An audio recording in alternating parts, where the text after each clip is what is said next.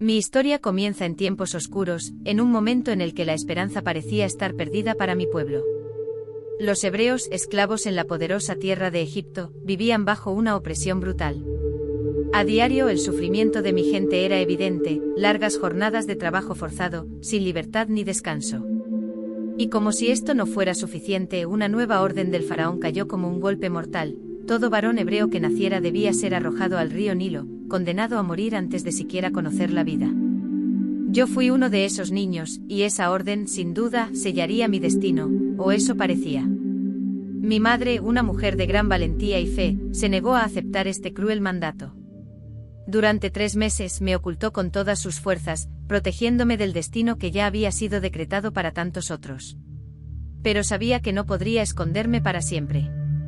Cuando ya no podía seguir manteniéndome oculto, tomó una decisión desgarradora, pero llena de esperanza. Me colocó en una pequeña canasta de juncos, la selló con brea para que flotara, y con el corazón lleno de oraciones, me dejó a la deriva en las aguas del río Nilo. Imagínate ese momento, el terror de una madre entregando a su hijo al destino incierto de las aguas, confiando únicamente en que Dios velaría por mí. Pero lo que sucedió después fue nada menos que un milagro. La hija del faraón, mientras se bañaba en el río, descubrió aquella canasta flotando entre los juncos. Al abrirla, vio a un niño hebreo, llorando, indefenso. Pero en lugar de seguir las crueles órdenes de su padre, sintió compasión. En ese instante decidió adoptarme como su propio hijo, dándome un lugar en el palacio del faraón, el corazón mismo del poder egipcio. Así, el niño que debía morir por decreto del faraón, fue criado como un príncipe egipcio. Sin embargo, aunque crecía entre las riquezas del palacio, rodeado de lujos y comodidades, mi origen no podía ser ignorado. Mi verdadera identidad estaba ligada al sufrimiento de mi pueblo, a las cadenas que los ataban como esclavos. Aunque vestía las ropas de un príncipe, mi sangre, mi historia, estaba profundamente conectada con los hebreos. La vida en el palacio, lejos de ser un escape, se convirtió en un recordatorio constante de la injusticia que reinaba en Egipto. Y así, aunque no lo sabía en ese momento, mi destino ya estaba marcado. Porque no fui salvado por casualidad, ni criado como un príncipe egipcio por accidente. Todo formaba parte de un plan más grande, un plan que aún debía ser revelado. Pronto el llamado de ese destino sería imposible de ignorar. El llamado de Dios y la zarza ardiente. Aunque mi infancia y juventud transcurrieron entre los lujos del palacio del faraón, la voz de mi sangre siempre me recordaba quién era en realidad. Los gritos de mis hermanos hebreos, el sonido de los látigos y el peso de las cadenas que cargaban, se habían convertido en un eco constante en mi mente. No podía escapar de la verdad, y ese conflicto interno alcanzó su punto más álgido el día que cometí el error que cambiaría mi vida para siempre. Un día, al ver a un capataz egipcio maltratando brutalmente a un hebreo, la ira que llevaba dentro se desbordó. Sin pensarlo, maté al capataz y escondí su cuerpo en la arena. Pero la noticia no tardó en difundirse. No podía permanecer en Egipto, y el miedo a ser descubierto me obligó a huir al desierto de Madián. Allí me convertí en un simple pastor, cuidando las ovejas de mi suegro, tratando de dejar atrás todo lo que había sido. Años pasaron, y aunque había escapado del faraón, no podía escapar del destino que me aguardaba. Una tarde, mientras guiaba el rebaño por las faldas del monte Horeb, algo extraordinario ocurrió. Vi una zarza ardiendo en llamas, pero lo más asombroso fue que, aunque el fuego ardía intensamente, la zarza no se consumía. Me acerqué intrigado por este fenómeno, y fue en ese momento cuando escuché una voz que no solo me detuvo en seco, sino que marcó el inicio de mi verdadero llamado: Moisés, Moisés. La voz provenía de la zarza y resonaba con una autoridad divina. Dios mismo me estaba llamando. Sentí temor, reverencia y al mismo tiempo una inexplicable paz. Me pidió que me descalzara, porque el lugar donde estaba era tierra santa. Y entonces Dios me reveló su propósito: debía regresar a Egipto, enfrentar al faraón y liberar a mi pueblo de la esclavitud. Mi primera reacción fue dudar. ¿Yo? ¿Un pastor fugitivo? ¿Cómo podría enfrentar al hombre más poderoso del mundo? Me sentí completamente inadecuado para la tarea, lleno de inseguridades. ¿Cómo hablaría ante el faraón? ¿Cómo podría convencerlo de liberar a los hebreos? Pero Dios, con paciencia, me dio las respuestas que necesitaba. Me aseguró que no estaría solo. Yo estaré contigo, me dijo. Incluso me mostró signos milagrosos que me acompañarían para demostrar su poder. Mi bastón podría convertirse en una serpiente y mi mano, al meterla en mi manto, aparecería leprosa y sanaría al instante. Cada signo era una prueba de que no se trataba solo de mis habilidades, sino del poder de Dios actuando a través de mí. Pese a mis miedos, no podía ignorar el llamado. La misión que se me había encomendado era mucho más grande que mis dudas. Debía regresar a Egipto porque el tiempo de la liberación había llegado. Aunque mis pies aún temblaban, mi corazón empezaba a llenarse de una certeza que no podía explicar. El Dios de Abraham, de Isaac y de Jacob había hablado, y yo era su instrumento. Lo que no sabía entonces es que mi regreso a Egipto no sería fácil, y que los desafíos que me aguardaban pondrían a prueba no solo mi fe, sino la fe de todo un pueblo. Pero ya había dado el primer paso, y no había vuelta atrás. Las 10 plagas y el confrontamiento con el faraón. Regresé a Egipto con el bastón en la mano y la promesa de Dios grabada en mi corazón. Pero desde el principio, supe que el faraón no iba a ceder fácilmente. Al presentarme ante él junto con mi hermano Aarón, pronuncié las palabras que Dios había puesto en mis labios: deja ir a mi pueblo para que me sirva. El faraón, con su corazón endurecido por el orgullo y el poder, se rió de nosotros. No solo rechazó nuestra petición, sino que aumentó la carga de trabajo de los hebreos, empeorando la situación de mis hermanos. Fue un golpe devastador, pero yo sabía que no estaba solo. Dios tenía un plan, y el faraón estaba a punto de conocer su poder de la manera más contundente. Fue entonces cuando comenzaron las plagas. La primera señal fue impactante: el Nilo, fuente de vida para Egipto, se transformó en sangre. Los peces murieron, el río se volvió inservible, y el caos comenzó a extenderse. Pero el faraón, implacable, no cedió. Así que vino una segunda plaga: ranas inundaron el país, invadiendo las casas, los campos, los palacios. El faraón, agobiado por esta calamidad, prometió liberar a los hebreos si la plaga cesaba, pero una vez más, cuando todo volvió a la normalidad, endureció su corazón y nos negó la libertad. Y así, una tras otra, las plagas azotaron Egipto. Mosquitos, tábanos, la muerte del ganado, llagas que cubrieron el cuerpo de los egipcios, y tormentas de granizo tan poderosas que destruyeron cosechas enteras. Cada plaga era un golpe más fuerte que el anterior, y aunque los consejeros del faraón comenzaron a rogarle que se rindiera, él se mantuvo firme. Parecía que ninguna de estas señales era suficiente para romper su resistencia. Pero Dios no había terminado.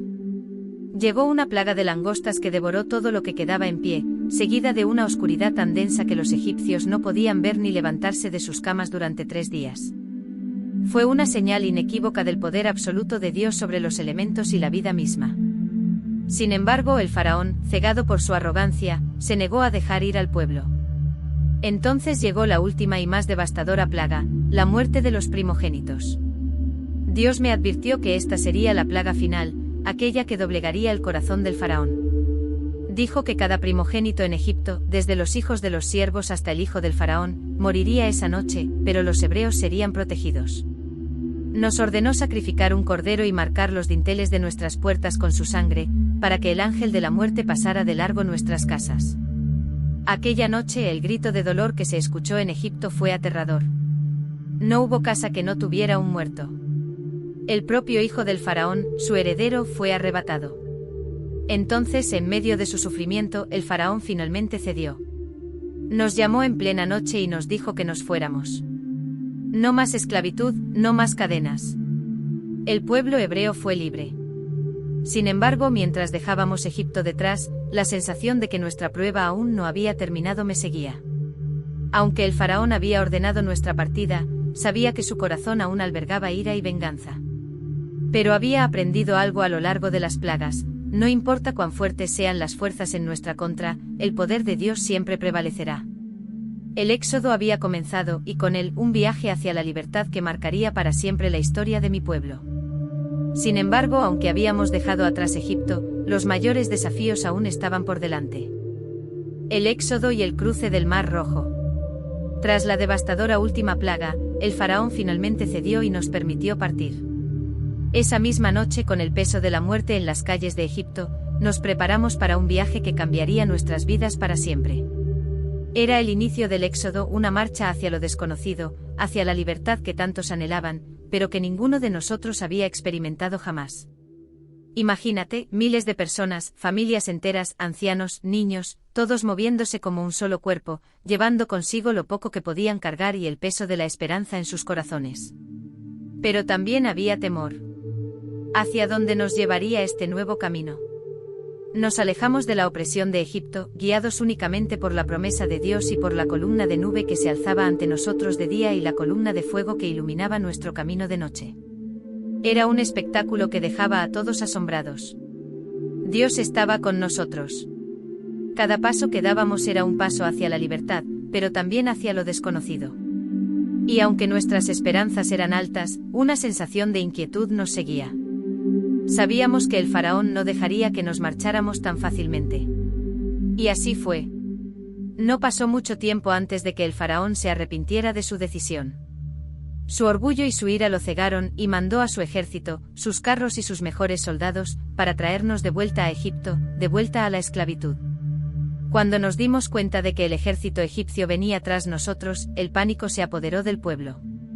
Nos encontrábamos atrapados entre el Mar Rojo frente a nosotros y el ejército de Faraón acercándose rápidamente por detrás. Los gritos de desesperación resonaban entre la gente. ¿Nos trajiste aquí para morir?, me preguntaban. En ese momento, todo parecía perdido. Pero Dios ya tenía un plan. Me ordenó levantar mi bastón sobre las aguas del Mar Rojo, y cuando lo hice, el mar comenzó a abrirse. Las aguas se separaron, formando paredes de agua a ambos lados, y frente a nosotros apareció un camino de tierra seca. Con el corazón acelerado, guié a mi pueblo a través de ese milagroso pasaje, mientras las olas se mantenían en pie, como si hubieran sido detenidas por una mano invisible. Cruzamos el mar, mirando hacia atrás con incredulidad y temor reverencial, sabiendo que lo que estábamos viviendo era una manifestación directa del poder de Dios. Una vez que el último de nosotros cruzó al otro lado, el ejército del faraón se lanzó al mar detrás de nosotros, confiado en que también podrían cruzar. Pero en cuanto los egipcios estuvieron en medio del mar, Dios me ordenó extender nuevamente mi bastón, y las aguas, que habían permanecido quietas como un muro, comenzaron a desmoronarse sobre ellos. El rugido del agua cubriendo a los carros y soldados fue ensordecedor. En un instante el mar que se había abierto para nosotros se cerró sobre nuestros enemigos, ahogando al ejército del faraón y liberándonos para siempre de su amenaza. El grito de júbilo que surgió de nuestro pueblo fue indescriptible. Habíamos presenciado el poder de Dios de una manera que nadie olvidaría. En ese momento comprendimos plenamente que ya no éramos esclavos. No solo habíamos escapado de Egipto, sino que habíamos sido rescatados por la mano de Dios mismo. Aquella travesía por el Mar Rojo no solo representó la libertad física, sino también la prueba definitiva de que Dios estaba con nosotros y que Él cumpliría sus promesas. Pero aunque habíamos dejado atrás a nuestros opresores, el viaje hacia la tierra prometida recién comenzaba. Todavía quedaba mucho por aprender, mucho por superar. Y lo más importante, nuestra fe sería puesta a prueba, una y otra vez.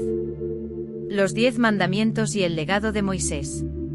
Después de nuestro milagroso cruce del Mar Rojo comenzamos una nueva etapa, una vida de libertad. Pero pronto descubrimos que la libertad traía consigo nuevos desafíos. Mientras avanzábamos por el desierto, nuestro mayor enemigo ya no era el faraón, sino nuestras propias dudas, miedos y debilidades. La sed y el hambre nos ponían a prueba, y el pueblo, que había visto las maravillas de Dios, comenzó a murmurar, a preguntarse si este camino realmente nos llevaría a un futuro mejor. Fue en ese momento cuando entendí que nuestro viaje no era solo físico, sino también espiritual.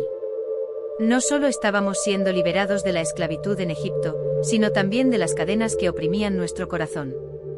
Dios nos guió hasta el monte Sinaí, un lugar sagrado donde nos encontraríamos cara a cara con su voluntad. Fue allí donde experimenté una de las revelaciones más poderosas de mi vida. Dios me llamó a subir la montaña, solo, mientras el pueblo esperaba abajo, observando cómo la cima se cubría de nubes y truenos. Durante 40 días y 40 noches estuve en la presencia divina, y fue entonces cuando recibí las tablas de la ley, los 10 mandamientos. Estas no eran simplemente reglas, sino el fundamento de una nueva sociedad, una forma de vida que nos marcaría como el pueblo de Dios. Cada mandamiento estaba destinado a guiarnos no solo en nuestra relación con Dios, sino también en nuestras relaciones entre nosotros mismos. No tendrás dioses ajenos delante de mí, nos recordaba que solo había un Dios verdadero, aquel que nos había liberado. Honra a tu padre y a tu madre nos enseñaba la importancia de respetar nuestras raíces y cuidar de nuestras familias. Y no matarás, no robarás y no darás falso testimonio, sentaban las bases de una convivencia justa y pacífica. Sin embargo, mientras estaba en la montaña, el pueblo abajo perdió la paciencia. Se desesperaron y en un acto de rebeldía, construyeron un becerro de oro, inclinándose ante un ídolo que ellos mismos habían fabricado. Fue un momento de profunda traición. Al descender del monte y verlos adorando a esa imagen, sentí una ira intensa y, en un arrebato, rompí las tablas que llevaba. El pueblo había olvidado tan rápido quién los había salvado. Pero Dios, en su misericordia, no nos abandonó. Me llamó nuevamente al monte y me entregó otras tablas, renovando el pacto. Esto no solo fue un recordatorio del poder y la justicia de Dios, sino también de su paciencia y gracia hacia un pueblo que aún estaba aprendiendo a caminar en libertad. Los 10 mandamientos serían la guía que nos ayudaría a forjar nuestra identidad como nación, a vivir en armonía con Dios y entre nosotros. El legado de mi vida no se limitaba a las hazañas que todos recordamos, el cruce del Mar Rojo, las plagas o mi escape del palacio del faraón. Mi verdadero legado estaba en esas leyes, en haber sido el mediador entre Dios y su pueblo, en haber sido el líder que llevó a una nación de esclavos a convertirse en una nación libre, bajo el cuidado y dirección de Dios. Pero mi misión no estaba completa. Aunque llevé a mi pueblo hasta la frontera de la tierra prometida, Dios me dijo que no sería yo quien los guiara dentro.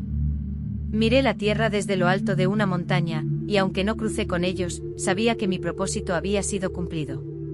El pueblo de Israel entraría en esa tierra, bajo el liderazgo de Josué, pero lo harían como una nación transformada, con una ley que los guiaba y un pacto que los vinculaba al Dios que los había salvado.